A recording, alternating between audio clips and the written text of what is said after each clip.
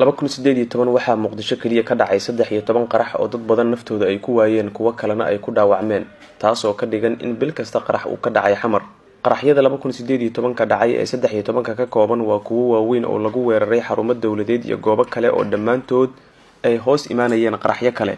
si kale haddaan u dhigo markii la weeraro hotel mas'uuliyiin dawladda ay degan yihiin waxaa iyaguna qaraxa gaadiid kale oo loo diyaariyay in dadka qaraxaas ka badbaada ay ku leedaan. qaraxyada waaweyn waxaa ku geeriyooday 120 qof, dhaawac oo intaas ka badan waa 140 ruux. kaliya qaraxyadaasi waxa ay gaar u yihiin Muqdisho oo ay ka dhaceen. gaadiidka waxyaabaha qaraxa sida qarsoodiga ah loogu xiray 2018 waxa ay gaarayaan 32 gaari. waxa ku dhintay 30 qof, dhaawacu waxa uu gaarayaa 40 kale oo dhimasho loo diyaariyay ka badbaaday. miinada dhulka lagu aaso iyo bamgacmeedka la tuuro waxa ku geeriyooday 50 qof, dhaawaca ayaa gaaraya 20 ruux. waxaana dhaawacaas oo la daaweeyay kadib ay wataan noloshooda caadiga ah hadda.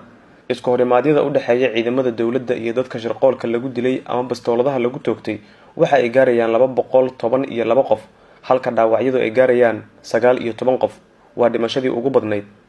412 qof ayaa ku geeriyootay Muqdisho qaraxyo ka dhacay 2018 wadarta guud, iyadoo dadka dhintayna ay isugu jiraan mas'uuliyiin dawladeed, ciidan iyo shacab. waxaa iyaguna qaraxyada iyo dilalka Muqdisho ka dhacay ku dhaawacmay 219 qof. xaddi badan oo dadkaas ah ayaa bad qaba inkastoo ay jiraan dad waxyeelada u naafoobay. falanqeeyaasha ammaanka ayaa qaba in xasiloonida wax laga qaban karo waa haddii la helo ciidan tababar wanaagsan haysta iyo hoggaan doorkiisa yaqaana.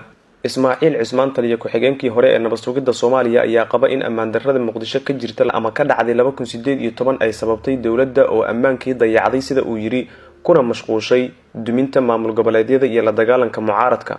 waxa keenayana waxa waaye sidaan hore u sheegay haddii aysan la helin siyaasad degan lama helayo amni degan.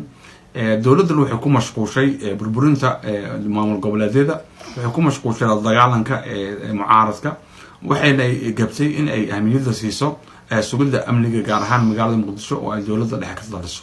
wax ka qabashada ammaanka dhowr jeer oo uu ka hadlay madaxweyne Farmaajo waxa uu sheegay in xoogga la saarayo hagaajinta deganaanshaha xamar inkastoo weli aan xal la helin.